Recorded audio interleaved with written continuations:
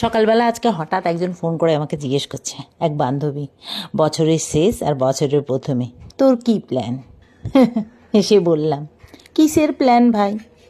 না বছরের শেষ না বছরের প্রথম বলে কিচ্ছু নেই। বিবাহিত মেয়েদের জীবনে কিছু নেই, অনেকের। আমার যেমন কিচ্ছু নেই।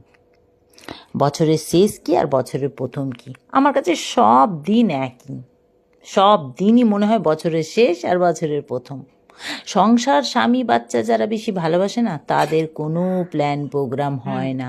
তারা প্ল্যান প্রোগ্রাম সবই করে ব্যাস ঘরের চার দেওয়ালের মধ্যে, আর সেটা চার দেওয়ালেই শেষ হয়ে যায়।